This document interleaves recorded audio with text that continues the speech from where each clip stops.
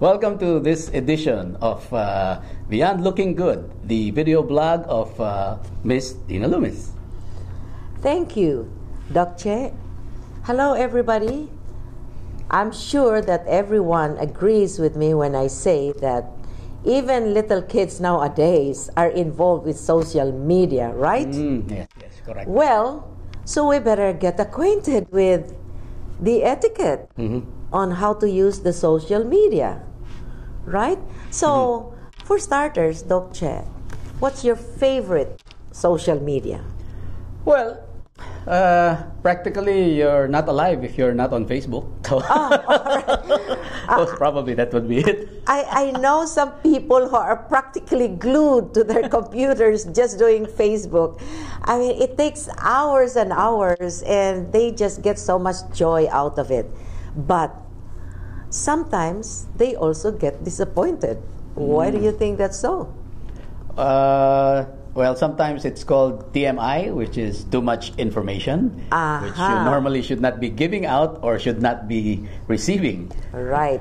So, as I understand it, a lot of people are confused with what to post in Facebook. For example, they practically cannot tell anymore the personal from the public postings. So, they will just open up every facet of their life, and then later people get sued because it's out there in public and they get embarrassed, and when people get embarrassed, they get back at the people who shared those particular postings that were probably supposed to be private only. So what do you think, Che? Because what I know is the etiquette for this is have a page, create an account for your personal postings, for your private life, and open only to family and close friends. And then you can also create an account for your public life, your business, your associations.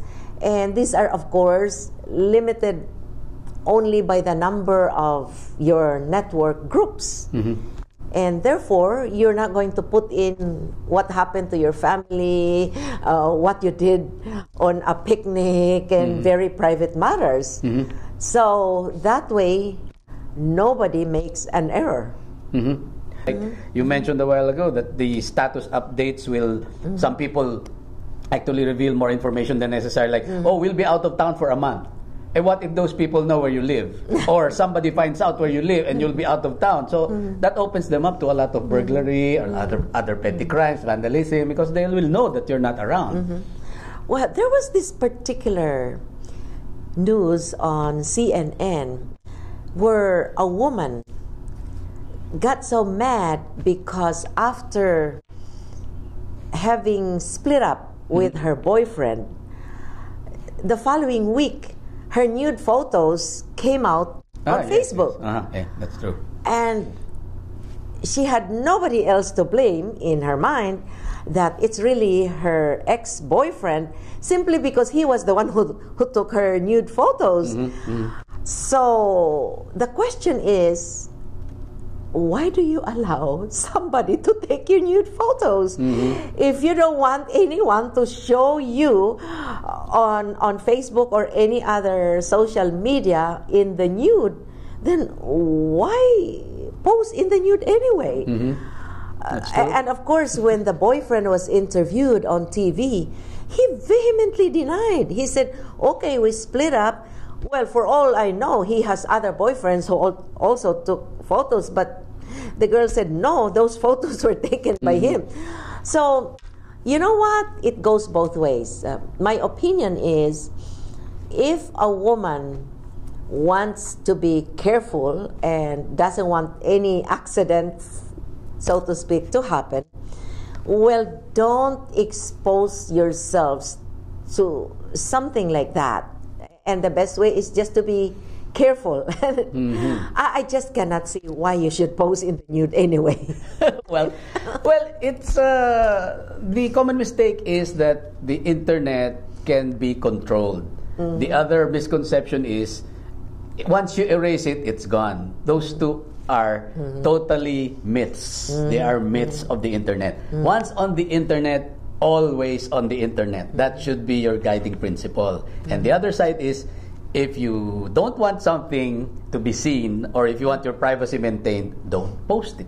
Don't put it on the internet. It cannot be controlled. That's right.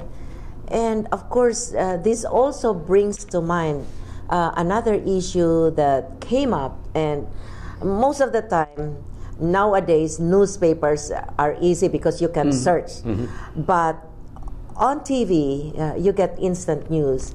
And another issue that came up is when people get sued because they made certain comments or they wrote something and they did not realize that somebody was out there taping the conversation, and they did not know, for example, that they wrote something and somebody just picked it up and without their permission posted it online. So that issue, in fact, came up during the recent campaign for the presidential election in America, because when Mitt Romney was just addressing a fundraising event, he didn't know that somebody was taping his talk.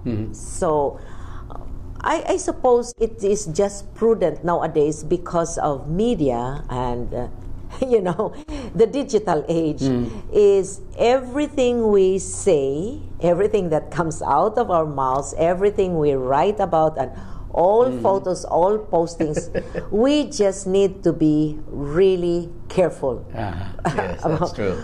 What you say, what you comment on, and what you write about, you never know.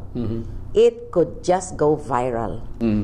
Boy, I mean, you just can't be sure anymore. Exactly. I mean, they say, maybe even in your own bathroom, you never know. And there was this witty commentator, in fact, on TV, and he said, well, what can you do if it's your own husband too? Yes, exactly. I remember that. The husband put spy cams inside their bathroom so that he could spy on the wife. Indeed. Which is very strange because they're married. And then it goes again. It goes viral. Poor wife. Exactly. So you never know nowadays. So again, the best policy is just to be safe, is to be very careful with everything that you do nowadays, because you never know who's looking, who's recording, and who's posting all these things. Yes, yes. As they say, if you can't be good, be careful. Well, that was one heck of a discussion, and we hope you'll join us again for our next. This is Doc Che and Miss Dinah. Bye for now.